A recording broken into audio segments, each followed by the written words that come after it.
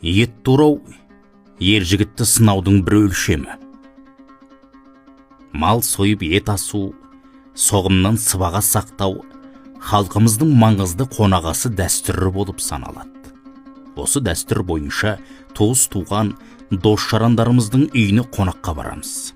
Дастархан жайылып, қазан асылады, тамақ пісіп алдыға ас келгенде ет турау керек болады. Сонда сіз етті қалай турадыңыз?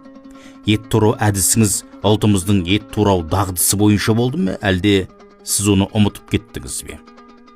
Ендеше білгіңіз келсе мынаған құлақ салыңыз. Етті жақсылап турауды халқымыз ер жігітті сынаудың бір өлшемі деп білген. Бірақ қазір оны маңызды деп санайтындар аз. Әйтеуір табақтағы ет ұсақталса болды, оны қалай туралып жатқанына мән бермейді. Тіпті пышақ, бәкі болмағанда қолмен жұлмалап жататындар да бар. Осыған байланысты халқымыздың атадан балаға дәстүр болып жалғасып келе жатқан ет тураудың бірнеше әдістерін назарларыңызға ұсынайық. Біріншісі үгіп турау. Ет тарам-тарам болады. Сондықтан оны бой-бойына сыдырмай, талшығын қиып кесу керек. Қазақ мұны қия кесу дейді, немесе үгіп турау деген осы. Екіншісі жапырақтап турау. Етті қалың кеспей, барынша жұқалап кесу керек. Ең жақсысы туралған еттің жұқалығы ағаштың жапырағындай болады. Жапырақтап кесу атауы да осыған қаратылған. Ал бұлай турай алмаған жағдайда еттің қалыңдығы бәкінің қалыңдығынан асып кетпеу керек.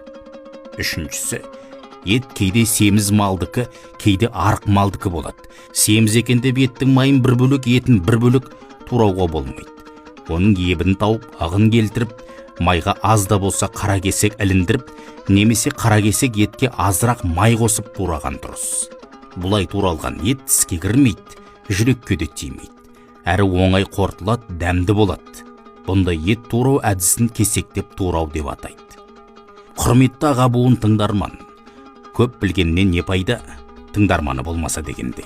Алып қосаңыз болса, айтып орамды ойларыңыз болса, ортаға сала отырыңыздар. Қазіргі жастар түк білмейді дей бергеннен түк шықпайды. Қазіргі жылдам желілерді пайдалана отырып, ұлттық құндылықтарымызды, салт дәстүр, ырым тиым тағы да басқа насихаттап жастардың санасына сіңіре алмасақ, бізге сын емес пе?